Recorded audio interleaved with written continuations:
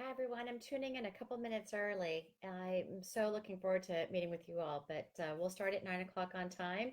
But I am here. You can start chatting and looking forward to chatting today with you and talking about all things nutrition jobs and your dietetic career. I'm going to get prepared with some of your questions that are been asked already.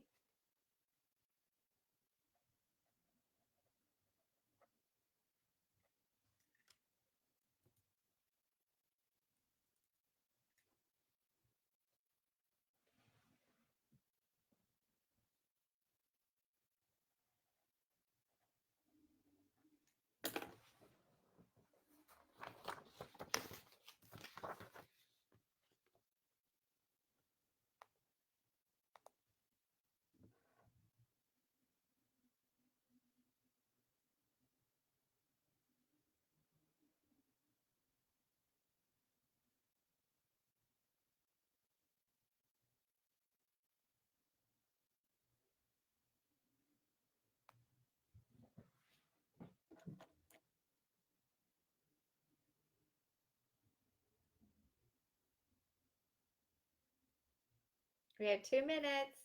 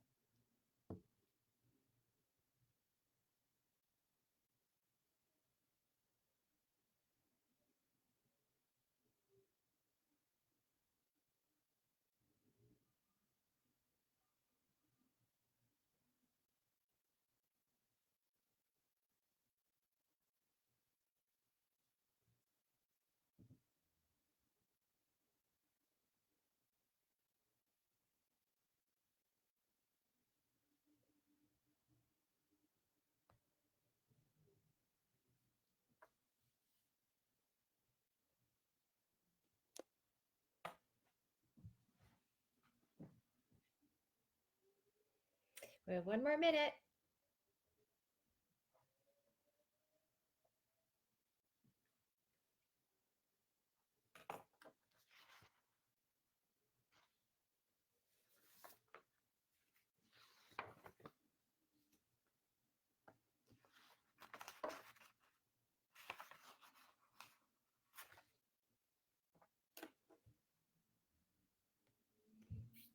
It's 9 o'clock. Good afternoon, good morning, everyone. I'm Stacey Dunn Emke with Nutrition Jobs here with our Facebook Live event. I'm super excited to chat with you. I'll reintroduce myself again as we collect more people onto this Facebook Live. It's very fun to be here, super exciting. Thank you so much, Leah, for inviting me onto this program. I'm very excited. I will be taking your questions via chat, but also via text, and I'll explain that in the instructions over on your right hand side. It will say what the instructions are for texting. 415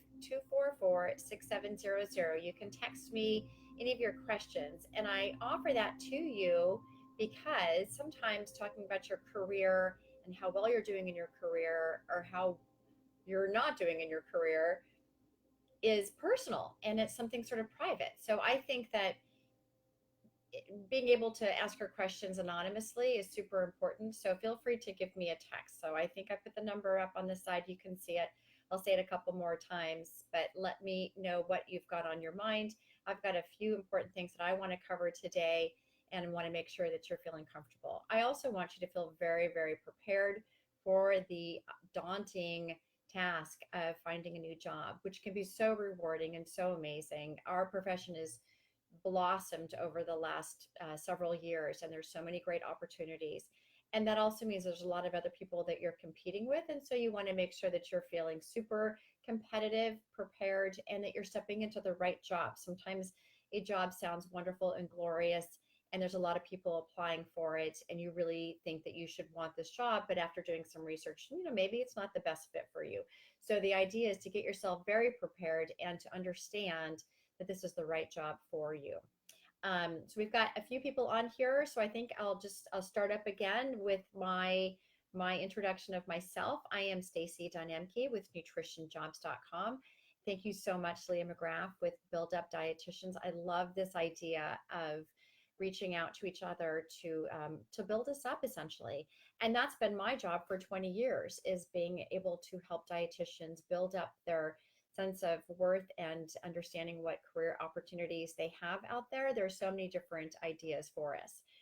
Um, I started Nutrition Jobs 20 years ago because I was looking for a job and I was super unhappy in my job and I wanted a new one. And I was so lucky to have um, started at the beginning of the internet, the life of the internet. And I was looking for jobs online and I couldn't find any on Monster. They had just been around for about a year, I think, Monster and Career Builder. They had very few jobs for dietitians. So I decided to make my own website for our profession and I did it um, just like by reading a book and figured out how to program HTML and got it out there. And then I found like what this amazing community of dietitians was and how we can help each other and have now I have a whole other type of programmed website that I don't even understand, but that is very robust. And we have lots of career resources for you on there as well. A lot of what I'm going to talk about are articles that are already on the website so that you can use those as a jump off point for working. I do offer resume revamping services because I've seen a lot of resumes and I did this at Fancy back in October and it was super fun. And I'm always shocked at how many areas for improvement I can find, even in someone who's been around for a really long time in the profession, who's a really good writer. When you look at your resume, you kind of it's a hard thing to do. So I am a good other set of eyes to help you and see what the people want to do. Um, I just got a text. I have one question. One of the questions is someone who wants to go back into the profession as a returning dietitian or a dietitian who's been in the workforce, maybe working part-time, taking care of the family and wants to get back into it more full-time. So I will address that question. That kind of goes in line with the same type of information I want to share for new grads, new students, or students who are going to be going into their internship. That internship doesn't last that long, so you always want to be keeping about your career opportunities the forefront of your mind. As you're building your resume, your CV, as you're building your experiences, taking in what you want to take in, that you can be prepared for that. So I have some ideas, and we'll dovetail those two topics. They're actually very similar, despite what degrees you might have under your belt already. So we'll cover that. I love the topic of, as I was just saying, I love the topic of resumes and what your resume looks like, or your CV, whatever it might be. And I've had a lot of conversations, communications with hiring professionals, both dietitians and non-dietitians, who are hiring you and what they like to see. So sometimes you get caught up in what BuzzFeed offers in terms of like, here's some great article on how to make your resume like super gorgeous and stand out and design ready and it's beautiful. And sometimes hiring managers don't like it so complicated. They like it a little more straightforward. And that's what I found in my experience. So I'll share some of my tips on that. Um, and being prepared for the interview, whether it's a telephone interview or a Skype interview or an in-person interview. I love telephone interviews because you can have all your criteria of what you want to talk about right in front of you, and you can talk and not have to worry so much about your environment and making eye contact and all of that. So I like doing that. So I'll give you some tips on that.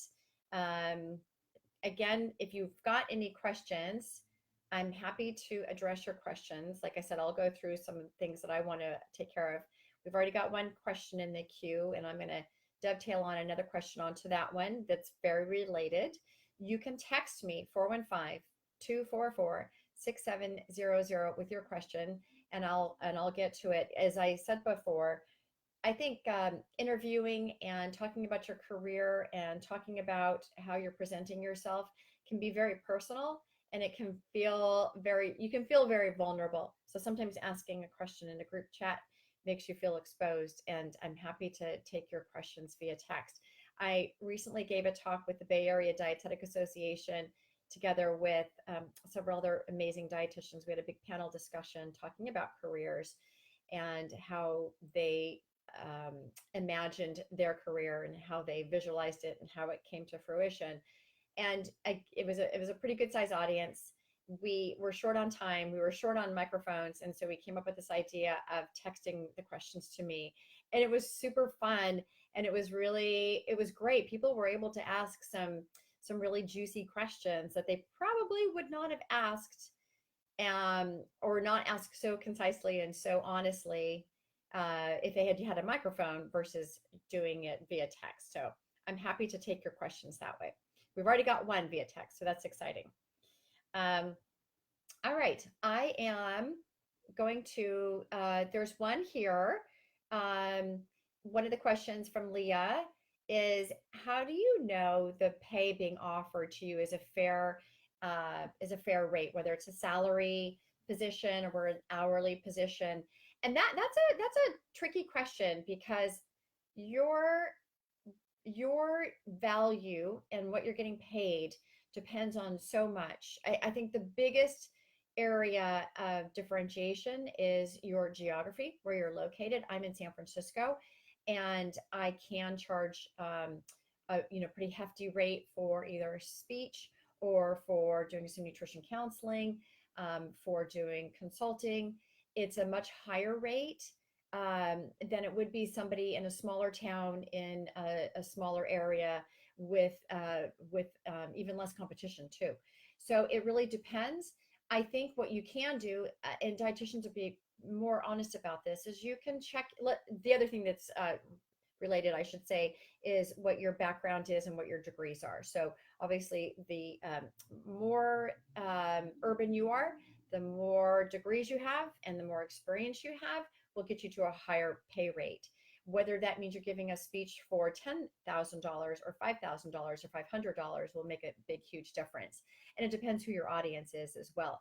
So you have to make that determination. But assuming we're just talking about a job, there are lots of great resources with your own dietetic association in your own town to give you some sense of what's normal.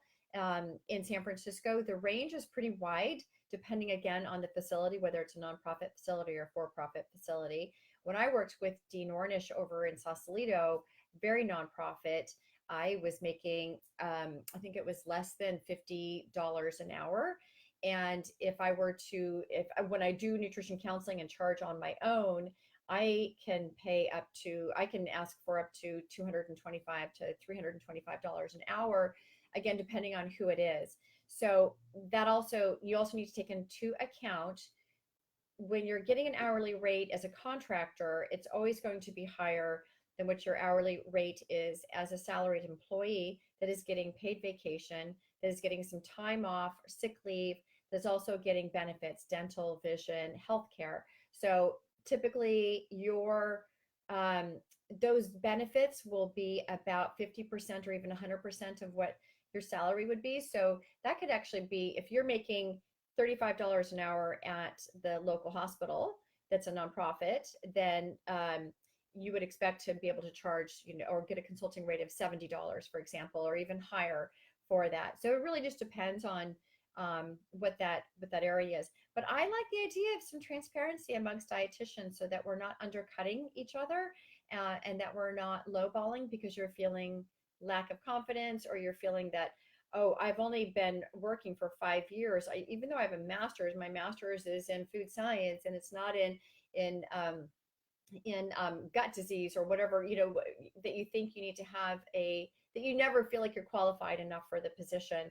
And so therefore you're going to lowball yourself. So make sure you don't get caught in that trap, but check in with dietitians around you to see what they're charging, so that you can sort of be in the same ballpark as them. Again, you don't want to undercut them, but you also don't want to market yourself out of the market. So check in with your local dietetic association when you're networking the next time. And there's also ways to do like salary surveys within your area. The Dietetic Association does that as well. You can look at that. They're not so granular. It's not so like, what can I charge in the marina in San Francisco, right? So it's not so granular, but it gives you some idea based on your qualifications, based on your degrees, and how long you've been in the field. and what the area of expertise you're going to be offering. So that's that. Um, okay, any more questions right now? Then we're about 12 minutes into our session. I want to talk about, in general, preparing yourself for getting a new job. And I like to break it down into a few categories. Number one, being prepared. Number two, what your social media presence is, and then getting yourself out there. So I will tell you how you can find your jobs. You can look on my site, you can look on some other sites, you can do networking. Once you figured out where you want to try to find your job, then you have to prepare yourself for that. And so um, I want to just give a couple minutes to preparing yourself for the interview. When I have talked to hiring managers, one of the number one areas of concern that they have is that people are applying for jobs that they're not really qualified for. If the qualifications state that someone needs to have a very good understanding of Excel or the whole Microsoft suite or the whole Google Drive suite of PowerPoint or Keynote or spreadsheet or Excel, of course, Word documents, that make sure you have that under your belt. If you don't have that under your belt, then try to get some experience in that, and you can state that in your skill section on your resume or your CV. So how you can get that help, there's so many online tutorials about how to do it, and just use it and just make some programs. Most of us are pretty good in that area, maybe not so much with PowerPoint, but a lot of us are still good with Excel, even the basics of it, and of course Word. Um, if they ask for the computer statistical program, SPSS, make sure you know what you're talking about when you say that you have used it, and make sure that you know. It can be frustrating for you and sort of demoralizing for you if your hiring manager realizes that you don't even know what SPSS stands for. Actually, I've used it many times. I don't actually remember what it stands for, so that part's okay. But knowing how to use it, and it's a stats program that you would use if you're doing research. So I used to use that a lot when I was working with Dean Ornish.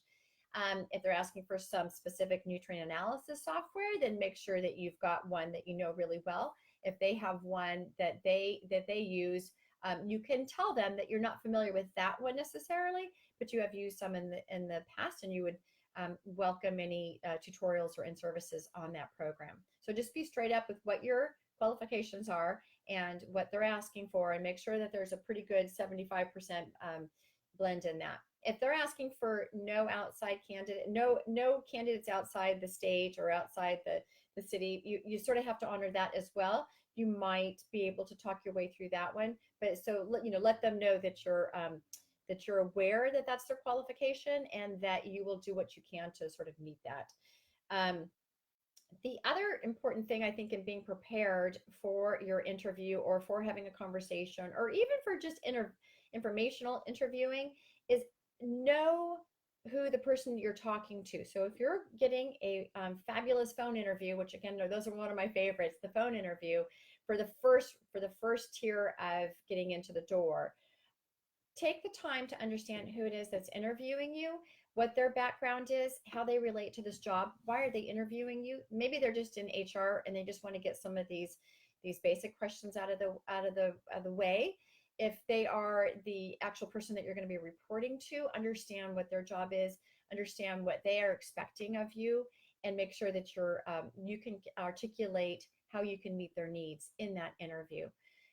Then along those same lines, understanding the company, understanding exactly what it is that they do, and understanding what that job title is. There's so many different ways to do this now, with just Googling a site or talking to people that might be familiar with that. And that reminds me that when you are networking, when you are sort of going to different meetings, ask other dietitians if they know much about this company. There's a lot of now online companies that are doing some really fabulous things, and you want to know more about them by talking to dietitians who have worked for them or who have used their product, or who have some knowledge of someone who's done that as well. So try to do a little bit of detective work. I know it takes time, but it might be worth your effort, again, to see if that's who you want to be with or not want to be with in the future. So getting prepared, understanding that company, understanding the person that's interviewing you. And then the other one I talk about is being, when you're being prepared, is make sure you understand your own resume. This comes up. I've been so guilty of it before as well. But sometimes you put out a resume that's tweaks a little bit to make it. Um, well, let me back up. I have a resume that's probably, I've been in the profession for 30 years. And I have a CV that is, I don't even know how many pages it is. It's like 8 pages long. And of course, I'm not going to give someone that CV if I'm going to apply for a job working for another internet company or something. So I'm just going to give them the 1 or 2 page version of that. And I might tailor and pull out things that are pertinent to that job that I've done over the last 30 years of my life, things that are important to them, important for the job, that show who I am and what I can offer. And so I want to make sure I have that resume that I gave them in front of me while I'm preparing myself for that position. So that's totally fine to do. And you don't even need to put your objective onto your resume. But if you have a cover letter that went with it, meet me letter that went before your resume, make sure that's in front of you too. Of course, put everything together when you're doing these jobs, and you can label them. You can use a spreadsheet and say, like, resume A was for company A, resume B is for company B. That way you're keeping everything in line. If you're like doing a big huge meet and greet for yourself to get a job. um, so being prepared, understanding the company, understanding yourself, understanding your resume, understanding the person that you're being interviewed with is key. um, Let me look one more time. um, I love interview questions. I think they're so fun and exciting and interesting. And just understand that the interviewer is really just trying to get a sense of who you are, if you're a good fit for the company. So be prepared to ask questions of them, but also be prepared to ask or answer questions of yourself. So classic ones that you can always count on are the ones about, um, tell me about a situation that you were successful in your past job. And that's, they want to hear about something that was a bit of a positive thing for the company, a positive thing that maybe showing some of your skills, highlighting some of your skills, and some of the benefits of what you can do for them. It's also hearing, they can hear you talk and how you articulate about yourself, and maybe even about that topic. That topic might come up in the future for you to be able to provide during your work hours. They might also ask the super fun question, tell us about something that didn't go so well and what did you learn? That classic question. And have this ready to go, because your mind will be swimming with 1,000 things that you failed at, because we all do. And just pick one that you can isolate out that really shows where you grew. You can take something where I like to use this example. It's not about work necessarily, but when I was starting out, back to the resumes, I had worked on a resume specifically for this one hospital that I really wanted this job at. I thought it was going to be such a great job, and I really wanted this job. And I had all these versions of my resume, and I printed out a bunch of resumes, and and I put it in the mail because we didn't have email then. I put it in the mail, and it apparently was one of my blooper ones that should have gone into the recycling, and it was chock full of errors and bloopers, and it was never meant to go to anyone, right? It was only meant to go to the recycling, and it went to them, and they replied back to me in a not so nice way that we're very sorry that we are not going to be able to take you, and you might want to take some time to look over your resume for your future interviews. And I thought, that's crazy. And I think they sent it back, or I figured out that I had sent them the bloopered resume. And let me tell you, I was horrified, mortified, humiliated, embarrassed, ashamed. I couldn't even walk around that hospital afterwards. I was so embarrassed. But have I ever done that again? No. I have been so wound up about making sure the right thing goes to the right person, and that I'm very prepared that way. Um, so so getting prepared, that way is super, super important.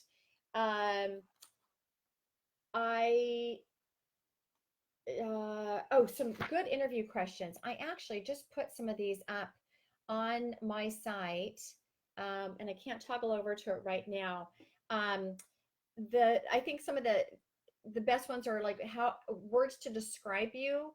I'll put a link over to this also. Some of the questions that I have that I have seen, I have heard, and some that I've given and some that I've done.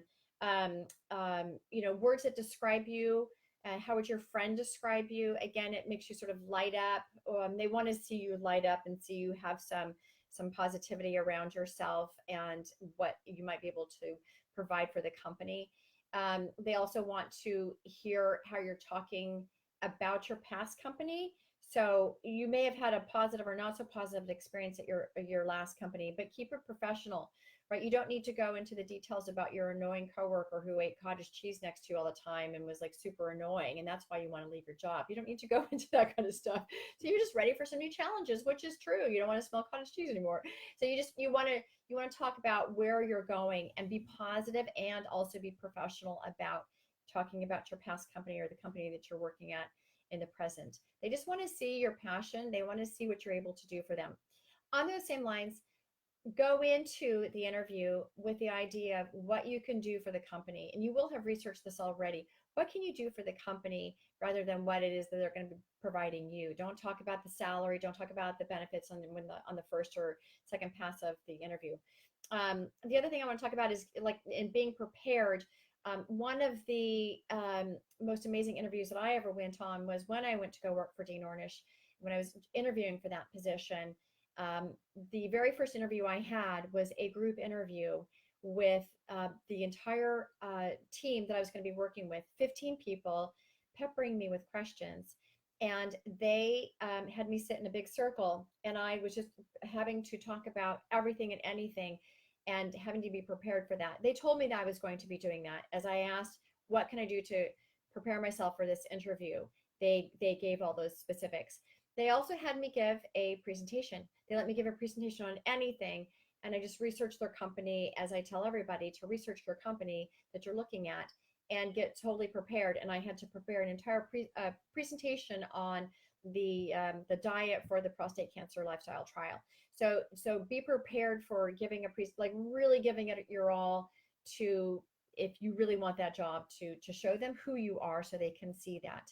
But again, you want them to know what you're going to be able to do for them, and in a variety of ways you can do that. Any other questions? I have again 415-244-6700 if you want to text me your question.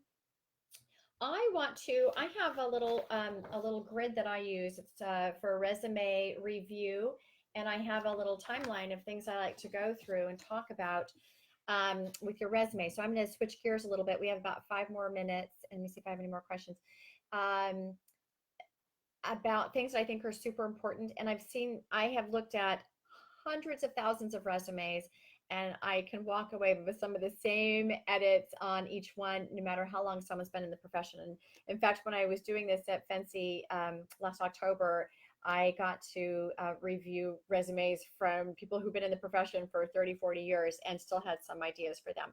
I think one of the most important things is just the clarity of your information, your contact information. Try not to use super fancy fonts because not all of them get translated well. And on that grain of keeping it really clear, try to make a PDF of your resume. So if you're using Google Doc and you want to maybe transfer your resume to that, or if you're uploading it onto a website like mine or something, you can print it as a PDF, and then that's the file that you send your employer so that nothing gets changed in the formatting. So that said, keep your fonts. They can be pretty, but don't make them too pretty. You want them to be able to read it. You want them to be able to see your words, so not too much serif stuff. I like Arial. I like Times Roman. I like Calibri. I like the sort of the simple ones. I think those are good ones. Veranda. So keep your information very clear. You don't need to put your street address on there, your contact information, but make sure you have your email address and make sure you have your cell phone number. Those are the two important things. Keep your design very simple and very functional, meaning that you have, I know there's different ways of presenting your resume in terms of experience, But people are okay with just, they want to see, they want to be able to go through it in about 6 seconds to see if this is someone who's going to make the next round of approvals, and maybe that moves you on to a telephone interview before you get to a live interview. So just make it really simple. They like to see your education, they like to see your qualifications, they like to see your work experience, and don't forget your skills. Your skills on there are super super important. You don't need to put it in sentence form. It could just be SPSS, Excel, whatever it is, Spanish. Go through, and you can also state whether you have proficiency in it, familiar with it, or just experience with it. Um, Make sure your past success is quantified. This is super important to me, that you don't just say, I worked as a clinical nutrition manager for 175-bed facility and oversaw 3 dietitians and 2 dietetics, period. Well, my gosh, like, you did so much more than that.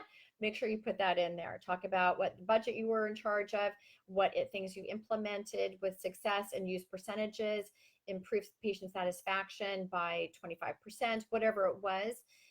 Or just improved patient satisfaction through a survey system, if you don't remember what the exact percentage was. Show some quantifiable actions that you did in all those months, years that you spent at that last job. Make sure it's quantifiable.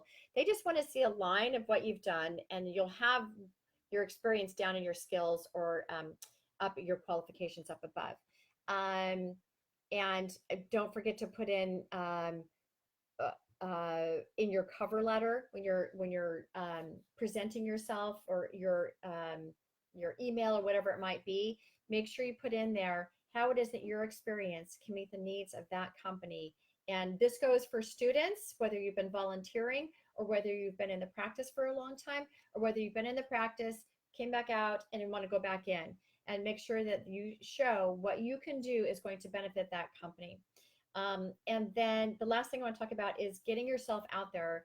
I cannot emphasize more the idea of getting yourself out there to dietetic meetings, meeting with other dietitians personally, helping them out, volunteering with them. People always have things to do. There's health fairs that you can get involved with. The more people you talk to, the more you get your desire out there, and the quicker you can hopefully meet your needs about the type of place you want to work. And maybe this is private practice. Maybe it's just meeting other people, and being able to say, a friend of a friend of a friend has somebody has IBS, and they really need to speak to a dietitian, or whatever it might be. That getting yourself out there, I think it's magic. That is how you are going to succeed eventually in your career. It's not by staying at home and surfing the internet, and which I would love to do all day. That's my passion. I love programming. I love being on the computer. But truly being out with dietitians, going to meetings, going to conferences, going to seminars, anything you can do live is so so great. Bring your business cards. Just make them up with your cell phone number and your email address on there. The other thing I didn't address, because now it's 9:30, is your social media profile. I've got lots of great articles on nutrition jobs about that. Just getting recommendations on your LinkedIn profile. That's your number one. But also just do a quick Google search on yourself, or have someone else do it, and make sure everything is nice and clean. You don't have some racy Instagram account. I mean, you wouldn't do that anyway, but just make sure that that's all clean, and that wouldn't be the reason why you didn't get your dream job. Focus on LinkedIn. That's where people are going to be looking for you. Get your recommendations from there, and making sure you know all the people that are going to help promote your career. So I am thrilled to be able to talk to you today about your career in dietetics, and I'm such a promoter of dietitians and all that can be done within our profession, and building us up. I thank Leah McGrath, and I thank this entire community. I really appreciate the time that you guys have spent here today. I'd be happy to connect with you personally if you want to. Again, Stacey at nutritionjobs.com, Stacey, or you can just go over to Nutrition Jobs and contact me that way. Our site is getting a redesign, and it's going to look really good in maybe about a month or so. So it will look different, but it'll still be me behind it, just giving you some more functionality. I wish you luck in your career. Please reach out to me if you have any questions or comments. And this has been awesome. I'll talk to you all later. Bye.